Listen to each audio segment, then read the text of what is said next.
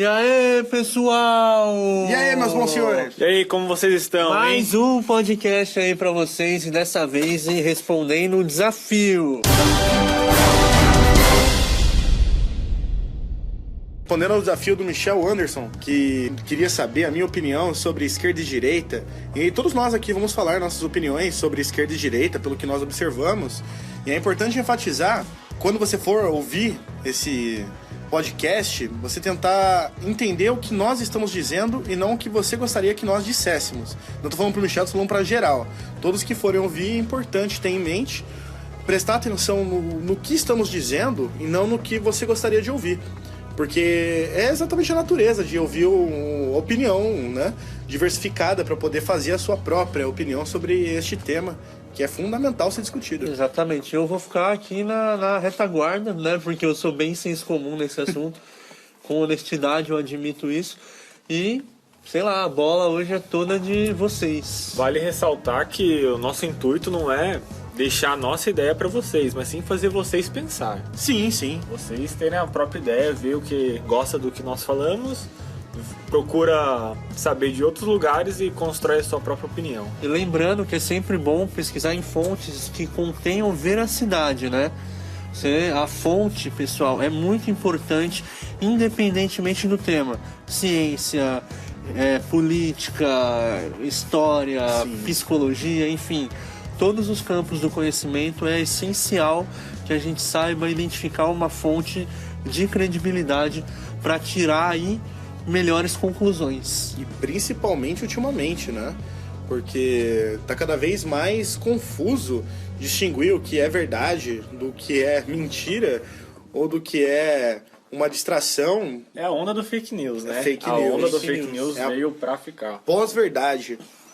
É muito difícil encontrar informação. Eu mesmo, que gosto de acompanhar as notícias, principalmente sobre o tema de política, me peguei confuso, porque hoje eu parei para analisar todas as notícias que eu recebo no celular e tudo mais, e vi que muitas não são de fontes confiáveis, ou não contêm a verdade. Parece mais... A notícia tá parecendo cada vez mais com uma fofoca do que com uma notícia em si, e a realidade também é tão absurda que às vezes você olha e fala, nossa, mas isso é absurdo demais, deve ser falso, né? Não, isso é verdade. Aí você vê uma coisa que é plausível, não, essa é mentira. E não é uma regra também, porque pode ter uma coisa que é plausível e é verdade, e vice-versa. E vice-versa, né? E nossa, confuso. Bom, eu acho que para começar esse tema esquerda e direita, nada melhor do que definir, né? Sim. Procurar na história qual a diferença da esquerda e direita. Onde começa isso? Vocês sabem dizer? Bom, esquerda e direita começa na Revolução Francesa, onde a Assembleia Nacional Constituinte, lá da Revolução Francesa, era dividida entre os girondinos e os jacobinos, dos quais os jacobinos ocupavam a parte esquerda e os girondinos ficavam na parte direita da Assembleia. Uma ótima informação mesmo, porque os girondinos e os jacobinos, eles tinham perspectivas diferentes, né? Os girondinos e os jacobinos, eles tinham uma característica que é bem diferente da esquerda e a direita atual, e a esquerda e direita em cada país. Por mais que parece que essas ideias andam se unificando nos países do mundo aí, e parece que a direita mais radical está cada vez mais forte, e a esquerda está buscando cada vez mais... Não sei... As esquerdas estão procurando cada vez mais as minorias, né? Sim. O povo menos uma pergunta ouvido. pop, interrompendo mesmo, jacobinos e... Girondinos. O que é isso? Eram duas facções da França no pós-Revolução Francesa, onde cada um deu uma perspectiva de como isso deveria acontecer, como deveria ocorrer a Revolução, o que deveria ocorrer no pós-Revolução. Não me lembro muito bem quem era qual, né? Eu não consigo lembrar agora. Mas eu lembro que entre eles tinha um pessoal que era a favor da revolução, mais mudanças, e outros que já estavam mais contentes, falavam, não, a gente já mudou o suficiente, isso aqui tá bom, e o outro, não, mais revolução. E esses termos hoje em dia não são muito bem utilizáveis. Esquerda e direita hoje em dia se misturam muito. O que é um tópico de direita e um tópico de esquerda? Por exemplo, se você vai para a questão de liberdade, a liberdade de portar uma arma é a mesma liberdade de fumar maconha. Tudo está no campo da liberdade. Você pode colocar valores nisso, consequências sociais, cada um vai dar um motivo. mas a maconha é uma droga perigosa. Você fala, não, especialistas comprovam que não é perigosa nada e não vai atrapalhar a sociedade nada. Ou seja, para os dois lados tem argumentos contundentes. Contundentes. Cada um vai defender um ponto de vista. A sua liberdade, né? A sua liberdade. E isso é o campo da liberdade. Só que um tá voltado para a esquerda, o outro tá voltado para a direita.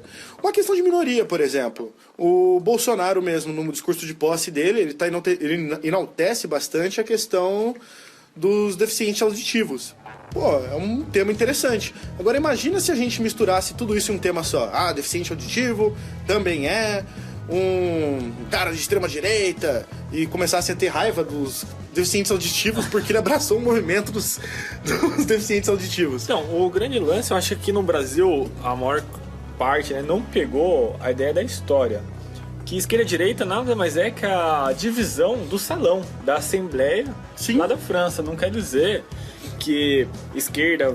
Sim, lógico, esquerda ficou clássica por defender os direitos sociais. Sim. Mas não quer dizer que só a esquerda só possa defender direitos sociais e a direita não. Ou a direita só vai defender a categoria dos capitalistas, dos empresários e não vai olhar o pobre, a parte social, as minorias, o que seja. Eu acho que isso está muito mal difundido aqui no Brasil. Misturaram muitas informações, porque uma coisa não tem nenhuma relação com a outra, né? Se você observa, por exemplo, um empresário, ele pode estar preocupado com a sociedade onde ele vive? Pode. Ele pode tentar ser autossustentável para poder melhorar a vida de todos que vivem em torno da fábrica, por espontaneidade? Pode. Mas ele vai estar buscando dinheiro? Vai. Mas se ele puder conciliar isso e ganhar dinheiro, ele vai fazer.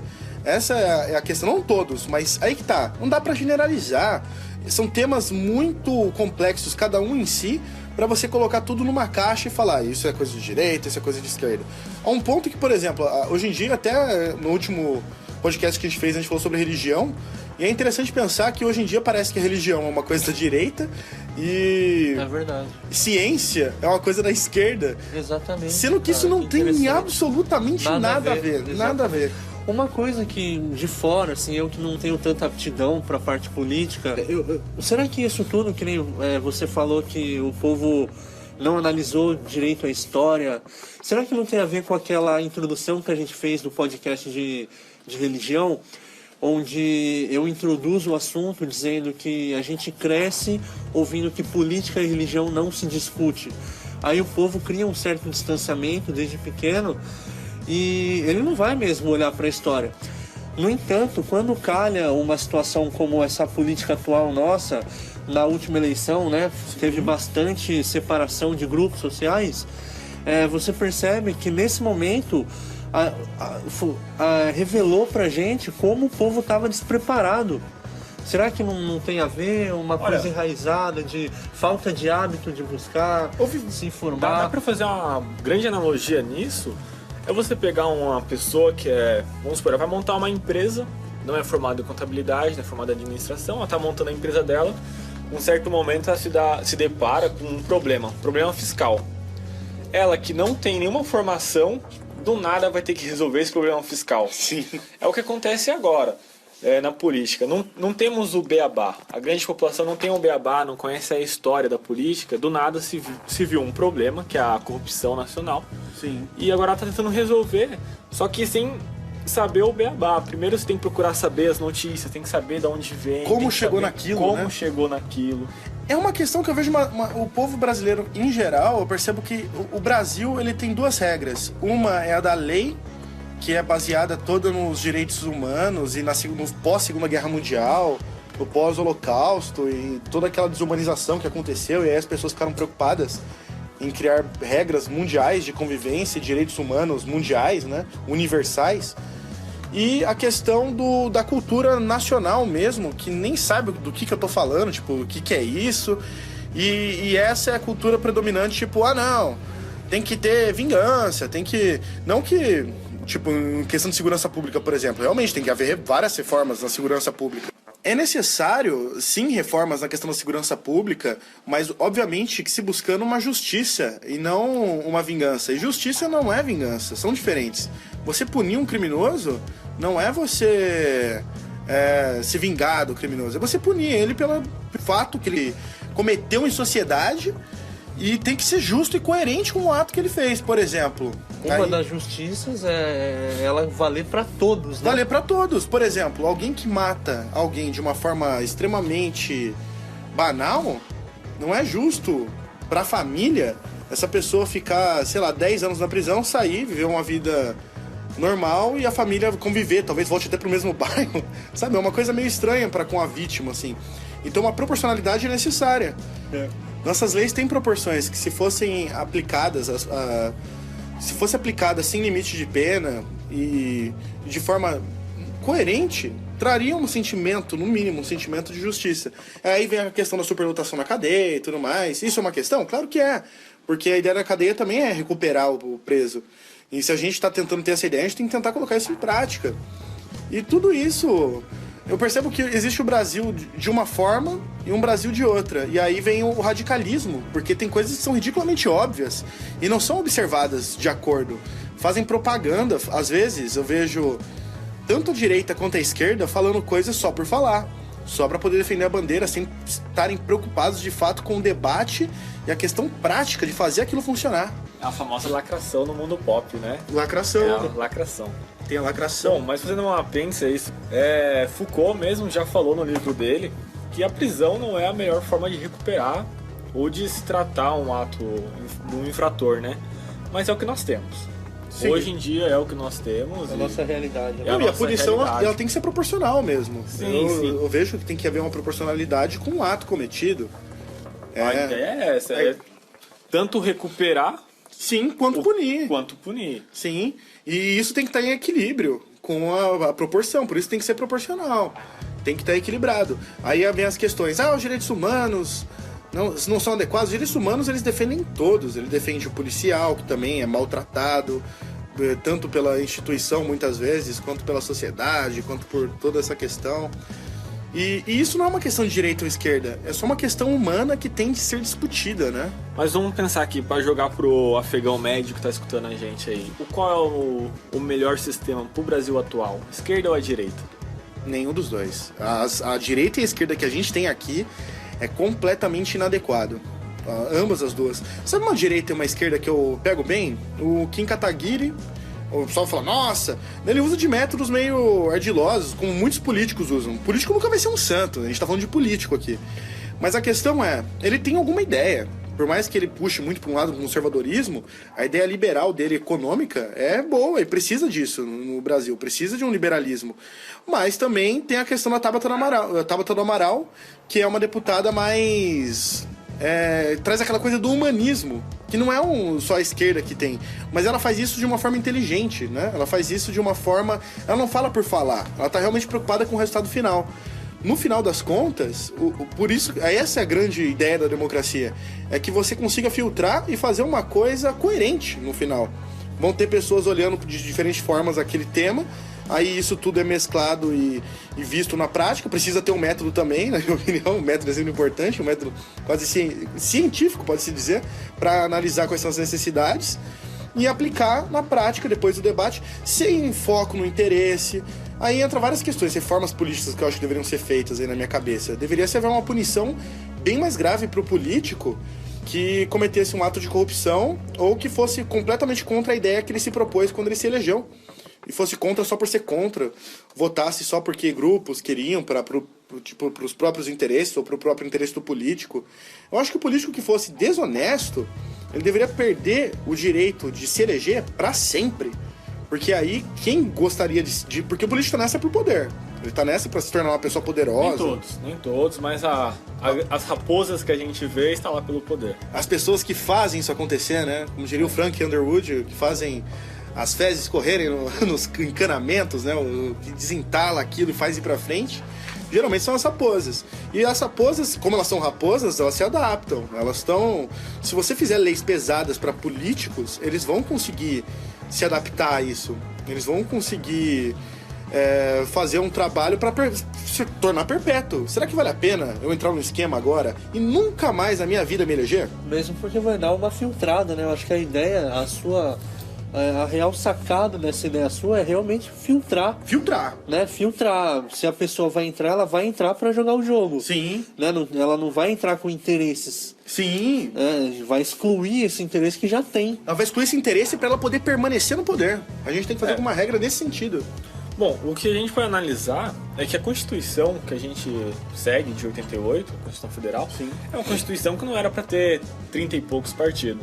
A Constituição foi construída para ter 2 partidos, 2 ideias.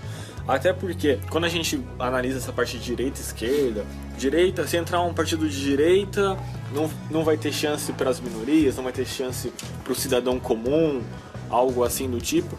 Mas se nós analisarmos a Constituição, em principal o artigo 6º, que traz os direitos sociais, lá já está explicado que é o direito à saúde, direito à educação, direito ao transporte, direito à moradia, são 11 direitos sociais, direito à infância, assistência.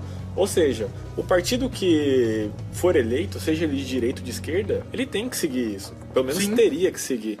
Imagine se o partido que entrasse fizesse valer o artigo 7º da Constituição, que fala que o salário mínimo fixado em lei deveria ser o suficiente para a pessoa se manter e manter a sua vida e suas necessidades básicas, como moradia, alimentação, educação, lazer, saúde, vestuário e, todas as outras coisas. Para se adaptar, tem que ter um super reajuste, E o né? problema... Agora, olha isso não é problema de esquerda ou de direita. Isso é problema apenas de seguir as regras. Problema de Estado mesmo, Problema né? de Estado, porque independente do partido, se ele seguisse as regras que é impostas e colocadas na Os Constituição, objetivos, né? que é uma Constituição que veio pro povo, uma Constituição popular, como Sim. foi dita, até mesmo social, não teria tantas essas brigas. O problema mesmo é o orgulho, é o que você falou. As raposas estão lá pelo seu próprio bem, não bem social. E se não tiver punição pra isso, eles vão permanecer, eles vão fazer do jeito que dá certo, e não importa o jeito que dá certo. Se der certo roubando, vou roubar. Se der certo fazendo caixa 2, vou fazer caixa 2. Se der certo dessa forma, vou fazer dessa forma. É muito volúvel, né? É volúvel. Vai Então, ter uma maré. nós temos que adequar eles. O brasileiro agora, primeiro ele se preocupou com a questão do estão me roubando e eu não estou podendo falar nada. Agora, ele tem que se preocupar não com as pessoas que roubaram. Claro que essas têm que ser punidas, é óbvio. Mas o brasileiro, eu vejo que a preocupação que falta são com os métodos utilizados, eu acho. Os métodos, tipo... não é a pessoa em si, mas é a possibilidade dessa pessoa te roubar. É a possibilidade dessa pessoa de sacanear, é a possibilidade desse político permanecer dessa forma. Mudou o Congresso todo, mas eu sinto que eles continuam corruptos. É claro, você não mudou o método. Eles vão continuar trabalhando pelo que dá certo. E se dá certo ainda continuar dessa forma, eles vão permanecer assim. Agora, eu acho que o grande lance não é mais pensar somente no que foi feito e tentar fiscalizar o que vem a ser feito agora, futuramente. Porque alguém pode te roubar sendo de qualquer lado político. Sim. Um grande espetáculo disso é que não é só a direita que rouba. Sim. A esquerda, né? O Lula livre aí não tá bem livre, né? E que é um representante maior da esquerda nacional. Sim, e esse é um grande problema. Eu percebo que, por exemplo, agora vai entrar a minha concepção sobre Bolsonaro e Lula, que era uma parte delicada, hein? Vamos lá. Eu vejo que o Lula ajudou a eleger o Bolsonaro. Eu vejo isso de verdade. A hipocrisia do PT foi tão forte que ele virou... Ele fez por merecer. Quando eu ia falar agora, ele virou um bode expiatório. Ele foi um bode expiatório? Foi. Mas isso significa que ele era inocente? Não, ele era culpado de tudo que ele foi acusado. Só que com menor intensidade do que foi dado, porque a cara de pau de negar aquilo na cara de todo mundo que tava vendo era tão feia que tudo se concentrou, todo o sentimento negativo se concentrou no PT. Não é que eu acho que o PT deva voltar à presidência, e para minha concepção não deve voltar nunca mais, mas não é só isso. A questão é, o meio que o PT se utilizou, todos utilizam esse meio. Permanece, né? O meio permanece. o que o PT fez, todos os outros faziam. Ele nem era o partido mais corrupto, né? Eu tinha um mito na minha cabeça, até pouco tempo atrás, que o PT foi o partido mais corrupto do Brasil e tudo mais. E depois, quando eu fui ver, eu falei, nossa, não é o mais corrupto. É o que mais me deu raiva, porque ele fabricou a minha raiva. Ele ajudou bastante nisso, na cara de pau, em buscar alguém que estava preso. Por mais que a prisão do Lula dê pra ser discutida agora, por causa dos meios do Moro, as provas foram reiteradas em todas as instâncias até então, porque são reais, e tava na cara, e não pegou ninguém de surpresa. É uma coisa que... um erro não justifica o outro, e o Bolsonaro, pra mim, além de ser profundamente incompetente, né? Ele é profundamente incompetente.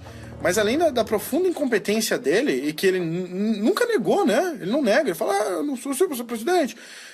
Eu não sei, ele me parece uma piada viva, não sei explicar. Ele é o tiririca na presidência. Ele é o tiririca na presidência. Ele é muito tiririca. E isso não é a direita também. Isso não é liberalismo, isso não é conservadorismo, porque ele é meio revolucionário nas ideias. A eleição, pra mim, a eleição atual, agora de 2018, é que nem jogar no bicho. Você escolheu um animal pelo número. Sim. Não importa qual fosse que entrasse. Sim. Eu mesmo não queria que o Bolsonaro ganhasse. Mas como ele ganhou, eu esperava que as merdas dessem um pouquinho mais pra frente, não logo no começo. Não, né? nessa... Ele mal começou, olha, já começou desse jeito, eu esperava muito pouco dele. Por exemplo, meu voto no primeiro turno foi no Amoedo. E no segundo eu anulei meu voto. Porque eu senti que não dava pra escolher entre um e o outro. Mas eu votei no primeiro turno no Amoedo porque eu senti que o Brasil precisava de uma guinada econômica, ele precisava ir mais à direita nesse aspecto. Mas é uma direita saudável, uma direita que está pensando de fato, né? Era essa a questão. A gente precisava, de fato, assumir uma certa responsabilidade pela situação econômica que a gente estava. Era isso que eu senti. Eu senti que eu pensei no momento, aí que tá. Política não é um sistema só, não deve ser um sistema de sentimentos. Você tem que pensar antes de votar, você tem que realmente ver o que está acontecendo. E é difícil, porque a mentira está em todo lugar e está misturada com a verdade ao ponto que você não reconhece mais qual um qual a outra. Mas, ideologicamente falando, a direita, para mim, representaria muito mais o Amoedo, até mesmo o Kim Kataguiri, por mais que condene-se alguns métodos. A esquerda, por exemplo, não tem mais representação, eu só consigo ver a Tabata do Amaral, eu não tô conseguindo ver ninguém. Nunca fui muito da esquerda, mas... A esquerda tá queimada. Ela queimou o filme dela, ela queimou o filme. Ajudaram a queimar, mas ela se ajudou muito a queimar esse filme. Quem era bom, agora tá queimado, e quem já era raposa velha, continua na mesma, queimado como sempre. Não, uma coisa absurda que o Bolsonaro fez, por exemplo, ele foi lá... Fora cortar investimentos na educação e perdoar 17 bilhões dos jornalistas, fora isso? Não, ele fez muita coisa. Eu não consegui ver um grande acerto até agora. Ele tá preocupado com umas coisas muito irrelevantes, né? Tipo, o comercial aqui, ó, comercial. Não. Ok, verão, né? Tá ok, meu filho aqui vai fritar hambúrguer lá. Fritou hambúrguer. Não, é que é difícil. É que ele é um meme, eu tô falando, ele é um meme. Desculpa quem gosta muito do Bolsonaro, é que é involuntário. Ele é um meme vivo. Vocês sabem disso, cara. Não é surpresa pra ninguém. Ele é um meme vivo. Mas vocês não devem se apegar à pessoa, vocês devem se apegar à ideia, à instituição. Vocês querem que o Brasil vire um país onde qualquer presidente que entrar depois, e pensando, pode ser o PT que entre depois, pode ser o PSOL, pode ser qualquer um partido que nem existe ainda. Vocês querem que o presidente tenha o poder de indicar o próprio filho porque ele frita hambúrguer para ser um diplomata? Tá vendo? É o método, é esse que eu tô falando. O meio é o ruim. Sabe aquele negócio do Maquiavel? De que os fins justificam os meios? Não é bem assim, porque você ficar validando esses meios... Se você ficar validando esses meios por muito tempo, você vai ter um país horrível para se viver. É uma coisa óbvia, a regra do jogo vai ser muito suja. E você não vai conseguir mais encontrar o que é moralmente correto. A gente não pode tentar também normalizar todas as situações. Eu percebo que muitos... Normose, né? A famosa normose. Não pode ter normose na política. Não pode. Tem muito, é o lugar da normose, mas não é o adequado. Se você notar... É quase um nepotismo, né? É um nepotismo 100%. É meio que não chega a ser por conta justamente das leis, né? O executivo, ele pode colocar quem ele quiser nos ministros e como embaixador, para depois eu falar assim, deu errado porque não fui eu que escolhi. Mas... Tem essa batida colocar o filho dele é esquisito. Não, mas o mais esquisito de tudo isso... vamos falar filho do Lula. Pô, não tem nada a ver com o caso do Bolsonaro. Aí que tá, cada um cometeu o seu erro e os erros não são justificáveis por quem tá cometendo, entendeu? Erro é erro. Ah, não gosto que o Lula faça isso. Independente de quem seja. Não gosto que o Lula faça isso, não gosto que o Bolsonaro faça isso, não gosto que ninguém faça isso. Ninguém deve fazer isso. Os meios devem ser um pouquinho importantes, sim, sabe? Os meios têm que ter uma importância nos meios. O que são a lei, senão a regra dos meios mesmo? A lei é uma regra dos meios. De moral até. Bem baseada na moral da nossa sociedade. Então é importante ver que existe moralidade em todos os lados e existe uma ideia bonita dos dois lados. Exceto uma coisa, sei lá... A perseguição do Bolsonaro a minorias também. É uma coisa muito estranha. O PT separou o Brasil em minorias. Não, ele enfatizou as minorias. Mas as minorias já estavam falando isso há muitos anos. Que nem eu fui procurar. O movimento gay é muito antigo. O movimento feminista, nossa, bem mais antigo do que o movimento gay. E o movimento negro também. São movimentos, igual o exemplo do início, né? Do deficiente auditivo. Deixando a minha ressalva, interromper, não querendo interromper, mas já conseguindo, eu já quero deixar claro que eu sou super a favor desses movimentos, né? Sim. Claro que eu não sou a favor da parte extrema, porque até as minorias dentro delas têm o seu extremismo. Mas eu acho relevante dizer, para quem não sabe... que as minorias, elas não buscam se sobrepor, elas buscam, acima de tudo, igualdade. Sim. Né? Sim. Então, é bem aquilo que o Cortella fala, né? Sim. O feminismo não se opõe ao machismo, né? Ele não é o contrário do machismo. Enquanto que o machismo, ele é a suposição de que homens são superiores, o feminismo propõe que mulheres e homens são iguais. Né? Então a busca é literalmente pela igualdade. Sim. Isso vale, eu acho, para todas as minorias. Vale. E aí os extremos são combatidos internamente por essas minorias. Aí que tá. Se você olhar o que eles estão falando e ver o que eles estão falando, aquela coisa do lugar de fala. Eu ouvi dizer do lugar de fala, eu tentei entender ele e fez muito sentido. Não tem como eu me colocar no lugar de uma pessoa se eu não sei em que lugar eu tô. Sabe? Tipo, eu não posso falar pela pessoa que tá naquela situação porque eu tô numa situação confortável. Eu não posso trazer só o exemplo que ela deu na situação confortável onde eu tô pra poder entender a reclamação dela. Você não viveu aquilo. Eu não vivi aquilo. Então, por exemplo, se eu nunca andei de avião, eu não posso falar de alguém que andou de avião e reclamou porque eu nunca andei de avião. Eu não sei o que é um avião. Eu não sei como isso funciona. Eu posso fazer um paralelo com ônibus, mas é um paralelo errado. Então eu tenho que realmente escutar quem andou de avião e tentar imaginar a sensação de quem andou de avião. Porque é diferente da quem anda de ônibus. É simples, nunca você vai conseguir sentir o que a pessoa sente. Nunca vai conseguir sentir o que ela sente? Nunca, porque a empatia não é você sentir o que a pessoa sente, mas sim você tentar aproximar o máximo do que ela está sentindo. Sim. Porque para você sentir o que uma pessoa sente, no mínimo você teria que ter a mesma experiência. Não só a mesma experiência, mas estar ligado ao cérebro dela, com os nervos e tudo mais, pra você teria que sentir. ser a pessoa, né? Teria que ser a pessoa pra entender o que... Quando alguém aperta a sua mão, você não sente a mão da pessoa, você sente a sua mão sendo apertada. É essa a questão. Você não sente a mão da pessoa, você sente a sua mão sendo apertada. Você tem que saber o que é que você tá sentindo, interpretar os fatos. E empatia é muito sobre você entender exatamente o que a pessoa tá falando e não colocar regras no que a pessoa tá falando. É igual o vídeo sobre terra plana. Como que a Terra tem gravidade? É um exemplo que eu tô dando, né, obviamente. Como que a Terra tem gravidade se a melancia não tem? Então, ninguém falou que a melancia tem gravidade, só falou que a Terra tem gravidade. É diferente. Mas é redondo. Não, você tá pegando características incomuns que são inúteis para essa analogia. Você tem que analisar de fato o que está sendo dito. Leis diferentes. Leis diferentes. Isso cada vai para você analisar umas minorias, né? Até mesmo de uma minoria para outra tem diferença. Tem diferenças. Diferenças entre eles internamente. Diferença entre eles internamente. Mas se você pegar um movimento negro que sofreu escravidão, que sofreu isso, aquilo outro, é um pouco diferente do movimento gay. Que não sofreu escravidão, mas sofreu todo o escratismo, sofreu toda a violência, a perseguição. Teve uma época que a lei do Brasil condenava quem era gay. Condenava a morte. O grande lance os dois só procuram a igualdade. Só busca igualdade. Eles só buscam que a terminologia que define eles não seja uma ofensa. Olha só que coisa interessante. Se você fala pra alguém, seu viado, você tá querendo ofender a pessoa.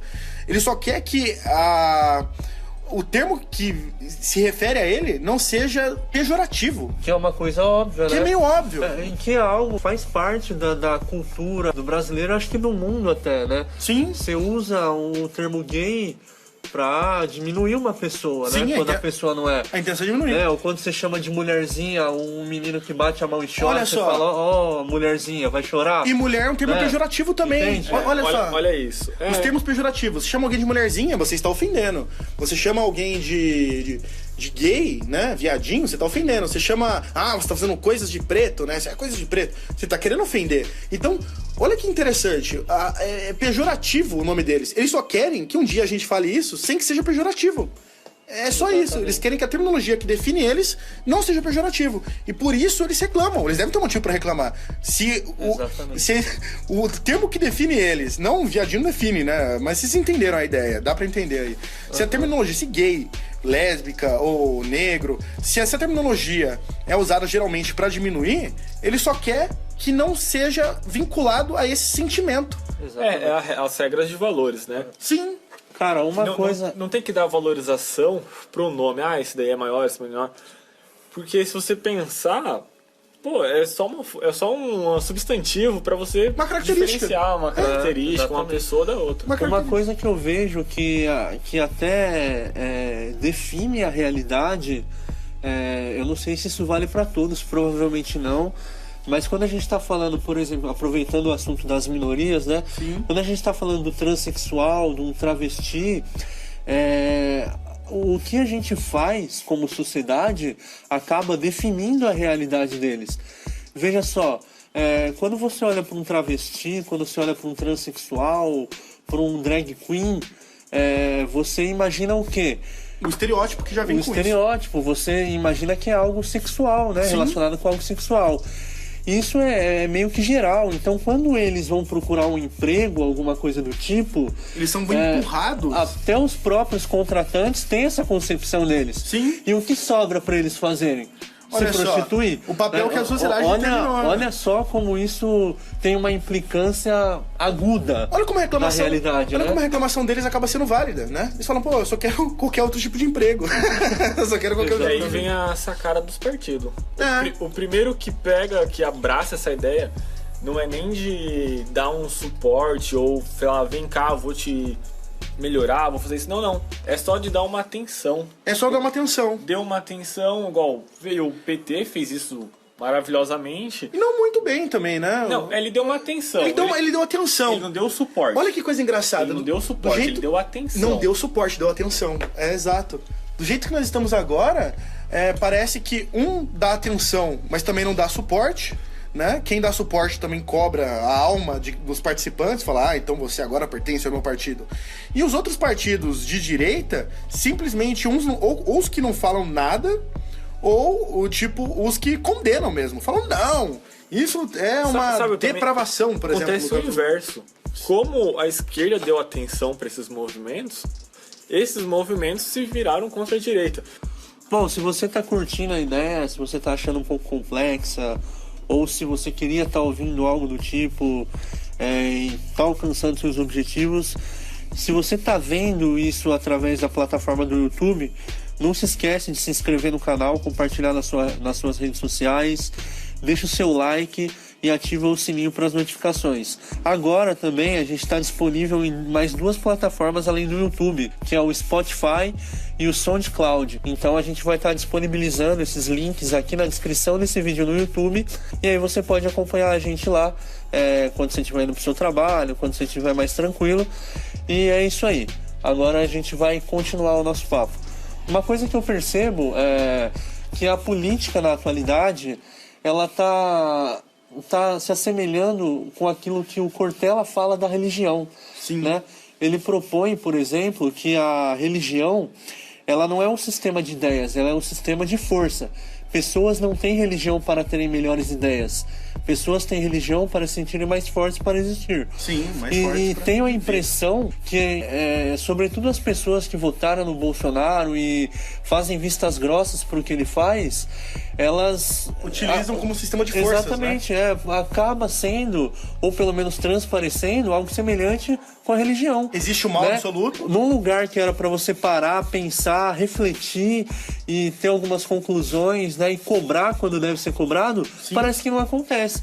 Então, para mim, na atualidade, está bem semelhante com algo religioso, né? Sim. Quantas pessoas, afinal, não estão ouvindo e criticando isso? É porque é uma crença, né? Tá mais pra um sistema de crenças, de fato, do que um sistema de ideias. O que não deveria ser. Deveria né? ser um sistema de ideias. Não é um clube. Política não é um campeonato onde você escolhe seu partido para defender até o final. Não. Política é uma forma de governo para governar para você, e quem tá ruim você tira. Você é o técnico. Se for para levar de uma forma clubista, você tem que entender que você é o técnico.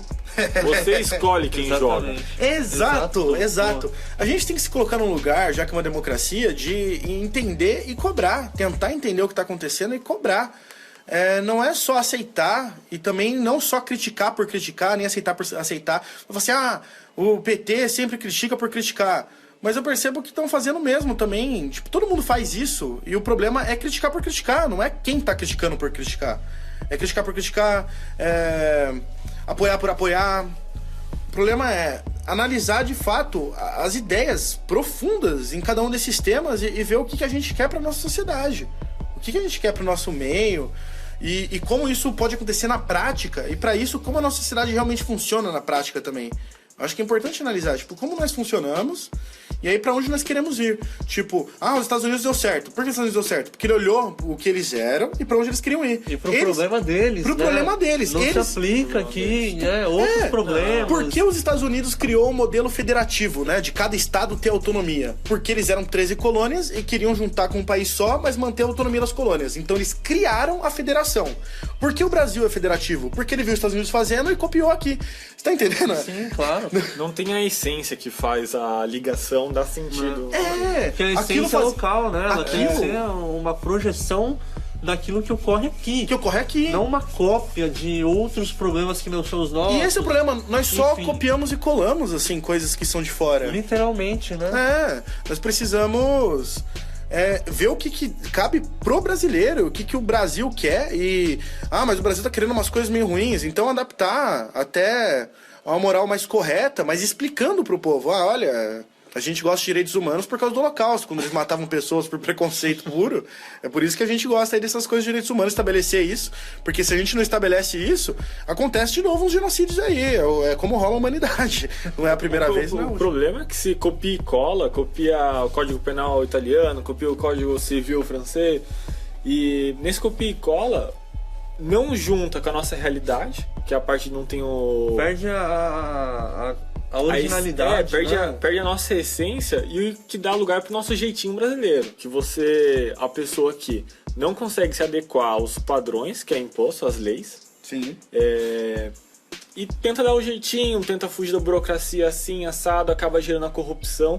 E um grande detalhe, o jeitinho brasileiro, que veio da lei que não pegou, né? Karnal já falou isso, a lei que não pega. Por quê?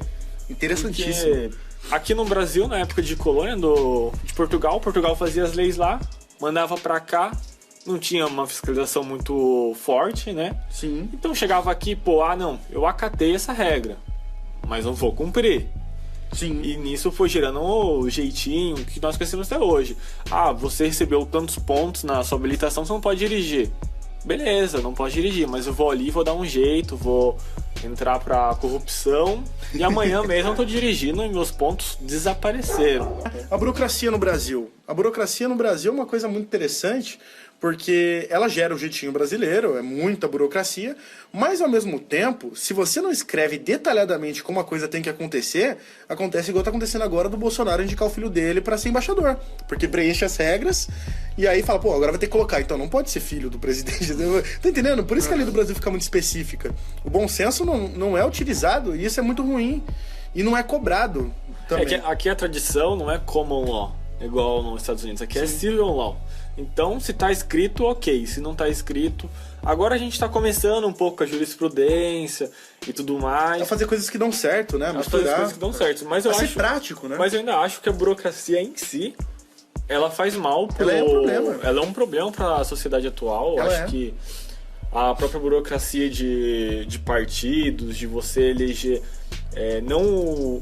o seu candidato, mas sim um partido, por causa do voto do coeficiente eleitoral, Sim. é uma coisa que muita gente não entende. E é uma burocracia que não deveria existir. É verdade. Cara, banalizando o assunto novamente, né? Trazendo mais para questões pop, né? Para questões mais do senso comum. E que é fundamental, né? Que bom, né? Senão eu não poderia falar nada. Temos que agradar o afegão médio. Mas é o seguinte, Não que nós não somos. É possível prever uma coisa aqui muito interessante, que, por exemplo, você citou o Karnal, eu citei o Cortella, só pelas pessoas que são de direita, que repararem nas nossas citações, eles já terão a sua crítica já construída, né? Olha em quem esses caras se baseiam. Porque eles estão preocupados com quem tá falando e não com o que tá sendo dito. Você falou isso no vídeo do Holocausto. Isso é Exatamente. fundamental. É você ver o que tá sendo dito e não quem tá falando. Entendeu? Se tiver que pesar no final, vê quem tá falando. Mas analise também criticamente quem tá falando. Mal intencionado? Por que mal intencionado? Porque apoia fulano, porque apoia ciclano. Tá vendo? São ideias pré-concebidas e você tá estabelecendo já... Você não tem uma linha de raciocínio independente nesse aspecto. Tem que tomar cuidado. Tem que tentar ver só os fatos. E, obviamente que não dá pra fazer isso em tudo. Mas tudo tem um pouco de informação. Desde, sei lá, a ideia mais nojenta até a ideia mais gloriosa. Todas têm um pouco de informação. Eu acho que primeiro você tem que ver o que é dito... Escuta o que é dito, isso dá pra encaixar, isso é legal, isso não é. Procura saber um contraponto. Depois disso, você vê quem é que está falando. Porque você também não pode fechar o olho pra quem tá falando. Muitas vezes a pessoa tá mal intencionada. Sim, é verdade. Hitler mesmo tem um puta discurso lindo. Mas é o Hitler, cara. Inclusive, se você que tá ouvindo tem alguma coisa a dizer, o discurso de Hitler não pare por aí. Aqui embaixo tem os comentários, deixe seu comentário. Vamos conversar mais de perto sobre isso e tudo mais. Cuidado com a sua associação de ideias também. É uma coisa que eu me preocupo bastante porque a gente faz isso naturalmente sem perceber. E aí eu tento ver por que eu tô associando uma ideia àquilo, colocando valor naquilo que não tem.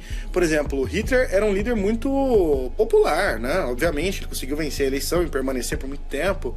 E ele colocava que ser patriota também era, entendeu? Além de ser patriota, tinha um contexto da França ter invadido uns territórios alemães e tudo mais, brigas regionais ali.